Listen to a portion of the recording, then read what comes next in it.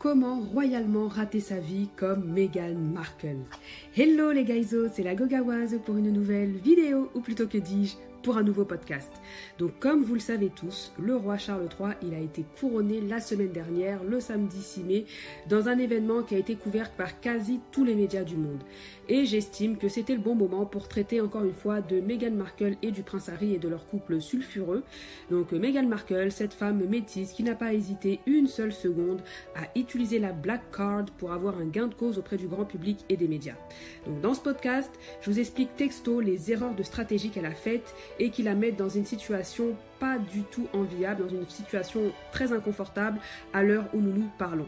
Effectivement, tout cela reste mon opinion, donc si vous pensez différemment, ce n'est pas bien grave. À la fin de la journée, c'est du gossip, c'est des conseils, c'est du pakpatoya, c'est du commérage, enfin c'est des commentaires aussi, des life lessons qui ne payent pas notre loyer, donc restons sobres, ne mettons pas non plus nos organes dans des affaires qui ne nous sont pas rémunérées. Donc déjà, qui est Meghan Markle ? C'est une comédienne américaine qui s'est fait connaître dans le show business grâce à la série télévisée Suits, Avocat sur mesure, qui a été tournée au Canada à Toronto. Toutefois, en fait, sa renommée a été internationale lorsqu'elle a commencé à dater le prince Harry et qu'elle s'est mariée avec lui, l'un des hommes qui alors était parmi les plus influents de la monarchie britannique. Donc il faut quand même rendre à César ce qui lui appartient. Meghan Markle, c'est une femme stratégique qui a réussi à arriver à ses fins et à épouser un homme influent de haute naissance. Toutefois, il ne s'agit pas non plus d'arriver au sommet, mais il faut aussi y rester. Et dans ce podcast, je vous prouve par A plus B pourquoi j'estime que Meghan Markle s'est tiré une grosse balle dans le pied et qu'elle est en train de rater sa vie, de gâcher ses opportunités. Certes, le mot est fort, mais lorsqu'on sait ce qu'elle aurait pu faire, lorsqu'on sait son potentiel, les opportunités nombreuses qu'elle aurait obtenues, on se dit que oui, Meghan Markle est en train de passer à côté de sa vie. Donc première erreur, être en brouille avec sa propre famille. Alors ce n'est un secret pour personne, Meghan Markle est en brouille avec sa famille paternelle. Alors pour XY raison, qu'elle ait tort ou qu'elle ait raison, ce n'est vraiment pas la question, mais étant une personnalité publique qui a intégré un cercle select comme la famille royale, recevoir constamment des attaques de sa propre famille, ce n'est vraiment pas bien vu, surtout pour la famille royale qui sont quand même connus pour être assez tissés serrés, là, tricotés serrés comme on dit au Québec. Ça montre qu'elle n'est pas protégée, qu'elle n'est pas soutenue par les siens, qu'elle a une certaine vulnérabilité et ça aggrave, ce qui aggrave en plus la situation, c'est qu'elle ne prend pas non plus la peine d'aller arranger ses problèmes avec sa famille. Il me semble que son père avait mentionné dans un journal qu'il l'avait appelée pour lui demander en fait de se rencontrer et qu'elle avait refusé. Alors après, je ne sais absolument pas ce qui s'est passé entre elle et son père, mais le fait qu'elle ne fasse pas le nécessaire ajoute encore au soupçon, sachant qu'elle est maintenant en brouille avec sa belle famille royale. Les gens, effectivement, ne vont pas rejeter la faute sur le prince Harry, ils vont dire que c'est elle la fautive, ils vont rajouter la faute sur elle, sur ses épaules, car aussi elle a des problèmes avec sa propre famille paternelle. Donc rajouter au fait en plus qu'elle n'a même pas invité la famille de sa mère à son mariage, alors qu'elle n'a aucun problème avec eux, elle n'est pas en brouille avec la famille de sa mère, juste parce qu'elle ne leur parle pas. Quand on sait que même des influenceuses, youtubeuses qui n'ont même pas la moitié de sa fortune invitent la terre entière, le monde entier à leur mariage, c'est vraiment bizarre et ça soulève des soupçons, ça soulève des questions. Donc déjà, son cas est assez suspect. Première erreur de Meghan Markle, ne pas chercher activement la paix avec sa famille. Alors je sais effectivement que certaines familles sont beaucoup plus difficiles que d'autres, mais quand tu es un personnage public, quand tu es une personnalité connue, quand tu intègres un cercle royal, tel que la famille royale d'Angleterre, c'est très important d'avoir une bonne image publique, c'est très important d'être quand même en paix relativement avec sa famille. Donc même si tu dois convoquer un notaire, faire signer un accord à ta famille devant avocat et les payer, tu faut le faire en fait parce que c'est ton image publique qui est en jeu et tu ne vas pas jouer avec ça. Deuxième erreur, ne pas vouloir s'adapter, croire qu'on peut tout révolutionner, qu'on peut tout changer. Meghan Markle, quand elle est arrivée dans la famille royale, elle ne connaissait rien du tout, elle ne savait même pas, d'après ses dires, qui était le prince Harry. Alors ok, donnons-lui le bénéfice du doute, essayons de la croire en partie. Dans ce cas-là, si tu ne connais rien, tu apprends, tu t'adaptes. Non, ce n'est pas ce que Meghan Markle a fait. Quand elle est venue, elle pensait qu'elle allait tout révolutionner, qu'elle allait tout changer. Il y a même un moment où elle se plaignait que le prince Harry devait faire la révérence à sa grand-mère, la défunte reine. Mais c'est comme ça en fait, ce sont les règles du protocole. Même si c'est ta grand-mère, tu dois lui faire la courbette. Ça ne change absolument rien. Donc elle pensait en fait qu'elle allait avoir un statut spécial, vu qu'elle sortait d'Hollywood, que c'était une actrice. et qu'elle était connue avant, mais en fait elle avait juste oublié qu'il y a un ordre hiérarchique et qui doit être respecté. En fait, peu importe ton passé, peu importe ta célébrité, ta renommée, l'argent que tu as dans le compte bancaire, qui tu étais avant, peu importe, ce sera toujours les plus proches ayant droit au trône qui vont être vénérés, qui vont être respectés, qui vont être honorés avant toi. Donc deuxième erreur, quand tu es nouvelle quelque part, à moins qu'on te paye pour tout changer, à moins que tu sois un RH qu'on t'a installé parce que tu dois implanter de nouvelles façons de faire, tu ne feras pas une révolution, tu vas laisser ça à la rue, tu vas laisser ça aux manifestants, tu vas observer ton environnement, tu vas travailler ta stratégie et tu vas chercher à tirer ton épingle du jeu. Troisième erreur, ne pas chercher à se faire quelques alliés, à prendre conseil et même refuser l'aide proposée. Alors ça, je l'ai lu sur un forum, même dans un média, je crois une fois, que Sophie de Wessex, la duchesse d'Édimbourg, la femme du prince Édouard, le dernier enfant de la reine d'Angleterre, qui est décédée effectivement, s'était proposé de l'aider lors de son arrivée dans la famille royale. Donc elle aurait été comme son mentor, elle l'aurait guidé, elle l'aurait aidé à naviguer dans les méandres du pouvoir de la famille royale, ce que Meghan Markle a complètement refusé en disant qu'elle avait Harry et que Harry allait l'aider. Qu'est-ce que ça lui aurait coûté d'accepter d'avoir un mentor, quelqu'un qui va t'aider, qui va t'apprendre les codes, quelqu'un qui pourrait même possiblement devenir ton allié?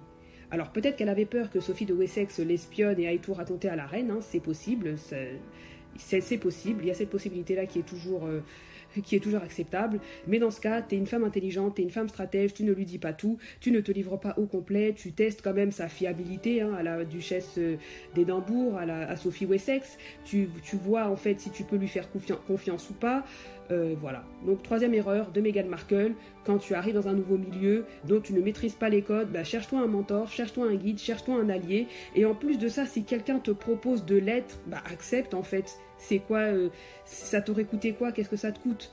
Effectivement, tu ne vas pas lui faire 100% confiance, effectivement, tu vas aussi te protéger, tu n'es pas bête, tu es une femme intelligente, tu ne vas pas lui montrer tes faiblesses et ta vulnérabilité, tu vas faire preuve d'intelligence, mais tu dis oui. Quatrième erreur, quitter la famille royale sans véritable plan réfléchi, sans aucune stratégie. Alors Meghan Markle et le prince Harry ont quitté la monarchie sans réel plan d'avenir, mais avec ce seul mantra, gagner notre indépendance financière. Meghan Markle n'a pas quitté la famille royale en ayant un contrat de film à Hollywood. Le prince Harry de son côté n'a pas non plus sondé sa grand-mère ou cherché à connaître que dit le protocole, que dit la loi pour savoir comment ça se passerait si jamais il quittait ses fonctions. Pourrait-il continuer à avoir sa pension alimentaire de son père? Est-ce qu'il aurait encore droit aux services de sécurité payés par le contribuable anglais? Est-ce que ses enfants pourraient encore garder et jouir de leurs privilèges et de leurs titres? Pourrait-il utiliser son titre de duc de Sussex pour en faire une marque commercialisable dans le monde entier? Pourrait-il avoir un pied dehors et un pied dedans en travaillant à temps partiel pour la monarchie? Sa femme, est-ce qu'elle pourrait reprendre ses activités sans que cela ne cause de problème? Toutes ces questions, aucune de ces questions n'a été discutée en amont. On a tous la fameuse expression dans les médias, le Mexit, qui fait référence à leur départ précipité de la monarchie. Et qui dit précipité, dit que ça n'a pas été préparé, ça n'a pas été réfléchi, à penser à tête reposée. La preuve, c'est qu'il y a eu tout ce déballage, toute cette guerre médiatique entre le couple et la famille royale afin de garder leurs privilèges. Et la malchance n'aidant pas non plus, c'est qu'en plus le monde est tombé en pleine pandémie de rhume 19, donc les gens ils perdaient leur emploi, ils n'avaient pas du tout le temps de s'apitoyer sur des gosses de riches. Hollywood a arrêté ses productions de films, les Canadiens non plus n'avaient plus envie de payer la sécurité du prince renégat et de sa famille, enfin bref, vraiment rien pour les arranger. Quatrième erreur, avant tout acte significatif qui aura un impact majeur dans ta vie, tu réfléchiras 10 fois. C'est sûr qu'on ne peut pas tout prévoir, on ne peut pas tout on peut planifier, mais tout ne se passe pas toujours comme prévu. Mais en tout cas, on peut partir en bon terme, on peut avoir une stratégie et on peut aussi limiter la casse. Cinquième erreur, bâcher la famille royale dans les médias contre de l'argent et donner des détails intimes de leur vie privée. Tout le monde se souvient de la fameuse interview de mars 2021 chez Oprah Winfrey qui a lancé les hostilités. Quand Harry et Meghan ont commencé à laver leur linge sale en public en disant que leur famille était raciste parce qu'elle faisait des commentaires sur la couleur de peau du petit Archie et qu'elle lui avait même refusé son titre de prince à cause de sa couleur de peau, blablabla. Alors comprenez-moi bien, je ne dis pas que la famille royale n'est pas raciste, on le sait tous, ils ont obtenu leur fortune par le racisme, les colonies, l'esclavage, etc. Je ne referai pas l'histoire avec vous, mais quand tu décides d'intégrer une famille par les liens du mariage, elle devient ta famille automatiquement. Et certaines choses se règlent en interne et pas dans les médias ou chez Oprah. Donc les gens n'avaient pas besoin de savoir avec qui le prince Harry avait eu sa première fois, ils n'avaient pas besoin de savoir qui dans ta famille a fait le commentaire sur la couleur de peau du petit, ils n'avaient pas besoin de savoir combien d'Afghans tu as tué, enfin bref, pas mal de détails qui auraient dû rester privés. Surtout qu'ils partent en guerre contre une institution plus puissante qu'eux et qui bénéficie de beaucoup plus de prestige que leur petite famille exilée à Montecito. Quand on n'est pas plus fort que quelqu'un, en général, on ne l'affronte pas frontalement, car on est beaucoup plus faible, on sait qu'on risque de perdre, donc on ne fait pas ce genre de choses, on trouve des solutions en privé et on règle les problèmes en famille. En faisant cela, en allant dans les médias, en allant chez Oprah Winfrey, ils n'ont fait qu'ajouter de l'huile sur le feu et encore détruire davantage leurs relations familiales. 5e erreur, peu importe tes problèmes familiaux, tu les traites en privé, tu les traites pas dans les médias. Les médias de toute façon n'ont aucun pouvoir pour remplir le rôle de l'arbitre dans ta famille. C'est pas eux qui vont venir trancher, ce ne sont pas des juges. Donc après avoir dit ça, quel est l'avenir pour ce couple ? Moi je dis, c'est pas du tout glorieux. Déjà ils ont perdu la confiance des médias, des politiciens, des people. Si eux-mêmes ils sont capables en fait de vendre leur propre famille, leur propre sang contre de l'argent, qu'en est-il des autres ? Qui dans l'industrie du show business pourra leur confier un secret, pourra travailler avec eux en toute sérénité ? Qui pourra leur faire confiance sans qu'un jour le drap ne sorte dehors ? Le public aussi est lassé, les gens en ont marre d'écouter leur jérémiade constante et les gens veulent passer à autre chose. Ils sont en train de gâcher les opportunités, de se fermer des portes. Les partisans de la monarchie comme Anna Wintour ne veulent pas d'eux, ils n'étaient pas au Met Gala. Donc les partisans de la monarchie s'éloignent d'eux. Les gens aussi hésitent à vouloir travailler avec eux, parce qu'à tout moment ils peuvent se retourner contre eux. Ils sont vus comme des gens qui n'acceptent pas la contrainte, ils sont vus comme des gens qui se plaignent beaucoup et qui se plaignent surtout dans les médias. Ils sont actuellement isolés, ils n'ont plus vraiment de famille autour d'eux. Alors à chaque fois qu'on parle des anniversaires d'Archie, on mentionne seulement Doria Ragland, mais Doria Ragland c'est juste la mère de Meghan Markle, donc la grand-mère des petits. Il n'y a pas la famille d'Harry à côté. Ils sont seuls à Montecito, loin de leur monde, en tout cas surtout Harry, qui est loin de l'Angleterre, loin de sa famille royale. Il y a aussi un risque pour les enfants, qu'en grandissant, ils souffrent et en veuillent beaucoup à leur mère, parce que les enfants actuellement ils sont petits, donc ils ne voient rien, ils ne ressentent pas grand chose, mais en grandissant, si jamais ils veulent renouer avec leur côté paternel, si jamais ils veulent vraiment utiliser leur titre et jouir de leurs privilèges de prince et princesse, ils risquent de recevoir un accueil assez froid, parce que les autres membres de la famille royale vont les considérer comme des espions, et donc ils devront comme montrer patte blanche, et peut-être même se dissocier publiquement de leur mère Meghan. Alors ça risque d'être très très chaud pour le couple dans l'avenir. Est-ce qu'il y aura une séparation ? Je ne le pense pas, je ne le souhaite pas non plus. Je pense que là où ils sont allés, il ferait mieux de rester ensemble. Mais moi je me pose la question, à ce moment-là, si elle voulait vraiment faire carrière à Hollywood, pourquoi avoir épousé un prince ? Pourquoi n'a-t-elle pas épousé un producteur, un réalisateur dans ce cas, ou un homme politique influent, ou alors un riche homme d'affaires ? Pourquoi le prince Harry ? Parce que c'est comme deux mondes qui ne sont absolument pas compatibles. Les autres questions qu'on pourrait se poser, c'est quel travail va faire Harry pour faire bouillir la marmite par la suite, parce que c'est bien beau de bâcher sa famille, d'écrire des livres et de sortir des documentaires Netflix, mais les gens veulent passer à autre chose. Quel sera le contenu qu'ils vont nous proposer ? Est-ce que Meghan sera aussi embauchée comme actrice à Hollywood, vu son âge, vu aussi le peu de succès qu'elle a eu dans les médias ? Je ne sais pas, sa popularité est quand même assez en baisse. Donc là, dernièrement, j'aurais appris que Meghan aurait embauché l'ancienne directrice de communication de Michelle Obama pour se refaire possiblement une virginité médiatique.